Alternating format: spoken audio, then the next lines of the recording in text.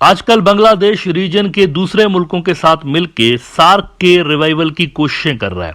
SAARC एक ऐसा platform है जिसको बनाने में भी बांग्लादेश का सेंट्रल रोल था और अब इसके रिवाइवल के पीछे भी बांग्लादेश का सेंट्रल रोल नजर आ रहा है।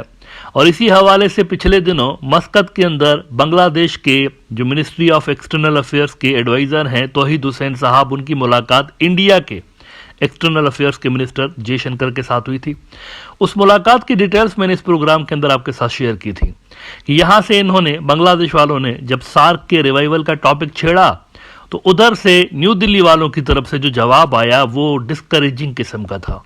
उन्होंने सार्क की बजाय बिम्स्टेक पे बातें करना शुरू कर दी कि बिम्स्टेक को स्ट्रांग करते हैं, जिससे साफ तौर पर नजर यूं आ रहा था कि इंडिया मूड में नहीं है सार्क के रिवाइवल के हवाले से।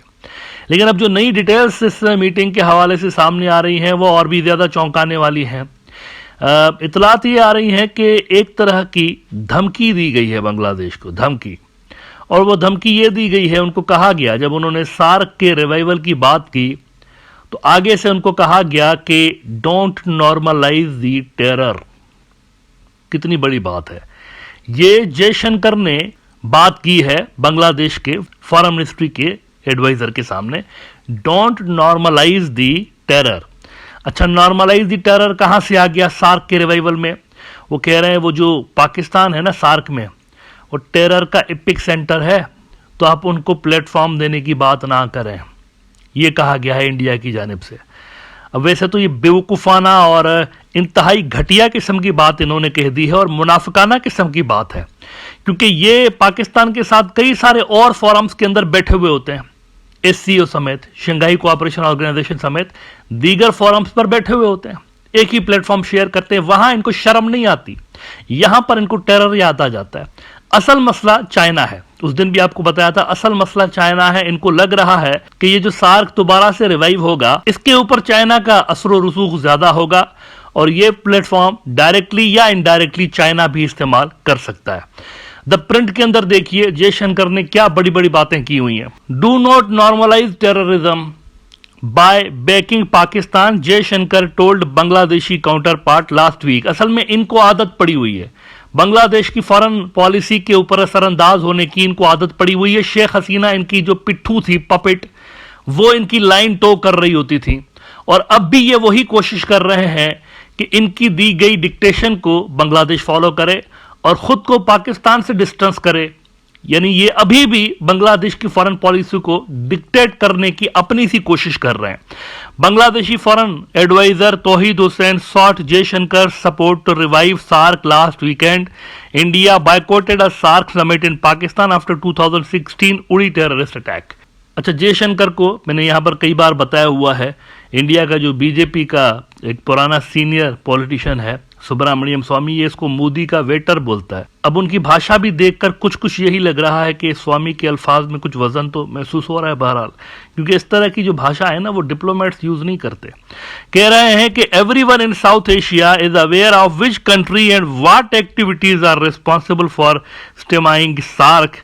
External Affairs Minister conveyed that it is important that Bangladesh should not normalize terrorism. ये धमकी है बेसिकली, बांग्लादेश को धमकी है कि उनके साथ अगर मिलेंगे तो हम बोलेंगे आप भी टेररिस्ट हैं, इसीलिए उनसे दूर रहिए। अच्छा, इसके साथ एक और भी मुल्क को उन्होंने वार्निंग दे दी है, बांग्लादेश को तो दी, ये पागल हो गए हैं बिल्कुल, ये पागल नहीं होते, मतलब इनके साथ जो भी मिलेगा पाकिस्तानियों के साथ वो हमारा दुश्मन है, ये पागलपन है, ये जुनूनियत है बेसिकली, इसको जुनूनियत बोलते हैं। तुर्की को भी इन्होंने वार्निंग दे दी है, बांग्लादेशियों को भी दी है, तुर्की को भी दी है, वही पाकिस्तान के हवाले से ही। एर्दोगान साहब पिछले दिनों पाकिस्तान आए और एर्दोगान वालों की जो कश्मीर के हवाले से पॉलिसी है ये कई डेकेड से लेकर सेम है। एर्दोगान वाले जो है, तुर्की वाले, कश्मीर को सपोर्ट करते हैं, पाकिस्तान से ज्यादा सपोर्ट करते हैं कश्मीर को।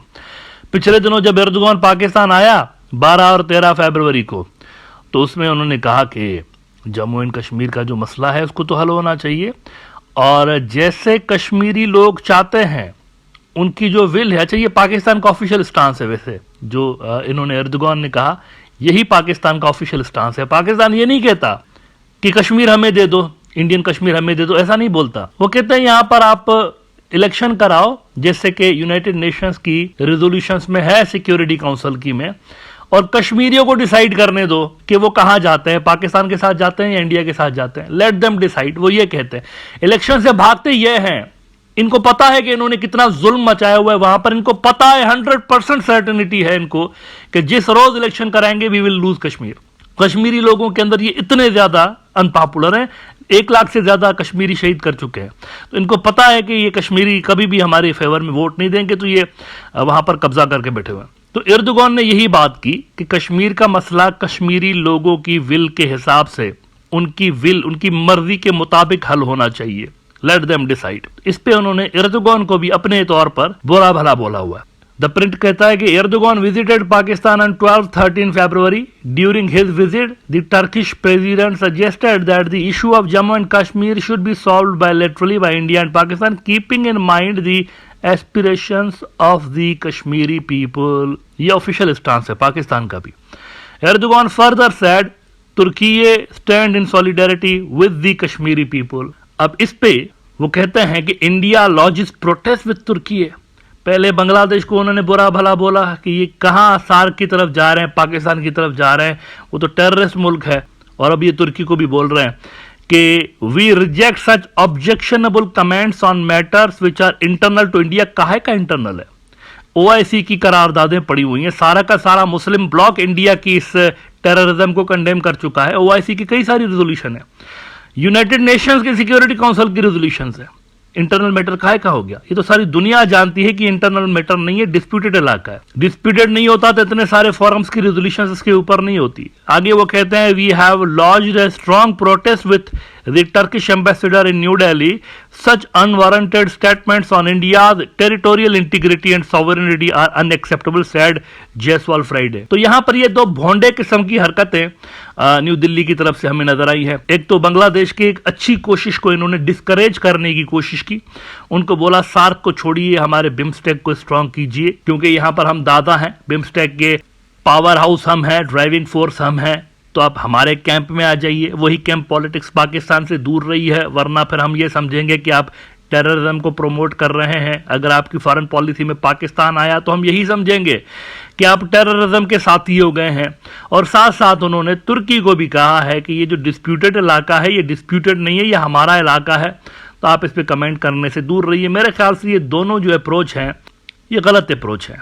मेरे ख्याल से इंडिया के अंदर जो लोग हैं उनको समझ जाना चाहिए कि ये जो वहां पर 56 इंचिया आके बैठा हुआ है 2014 से लेके, इसकी पॉलिसीज ने, आप खुद देख सकते हैं, पूरे रीजन में इंडिया को आइसोलेट कर दिया हुआ है, पूरे रीजन के अंदर, right from Afghanistan to Maldives to Sri Lanka to Bangladesh. कभी आपने सुना है कि इतने ज्यादा एक के बाद एक इंडिया आउट कैंपेन्स चल रही हों और एंटी इंडिया मूवमेंट्स रीजन के अंदर चल रही हों? कभी आपने सुना है? आज तक नहीं हुआ ना। पहले भी तो हुक्मरान आते रहे हैं इंडिया के अंदर, लेकिन ये तो हमने नहीं देखा। ले दे के पाकिस्तान बात कर रहा होता था एक, लेकिन अब तो पूरा रीजन तंग आ गया है। पूरे रीजन में एंटी इंडिया मूवमेंट्स चलती हुई हमें नजर आई हैं, चाहे वो श्रीलंका हो, चाहे मालदीव्स हो, नेपाल हो, बांग्लादेश हो। अब लेकिन ये सिलसिला साउथ एशिया की बाउंड्री से बाहर चला गया है। अब ये डायरेक्ट कन्फ्रंटेशनल अप्रोच अडॉप्ट कर रहे हैं रीजन के बाहर के मुल्कों के खिलाफ भी। अब ये ग्लोबल स्टेज पे इंडिया को आइसोलेट करने पे तुला हुआ है। तुर्की के साथ इसने ताल्लुकात इंतहाई खराब कर दिए हैं इंडिया के। So this is going nowhere. असल में डेड एंड आ गया इंडिया के फॉरेन रिलेशंस के अंदर, और ये पॉलिसीज अगर जारी रहीं तो सवाए इंटरनेशनल लेवल की जिल्लत के और कुछ हासिल नहीं होगा साउथ ब्लॉक के बाबों को।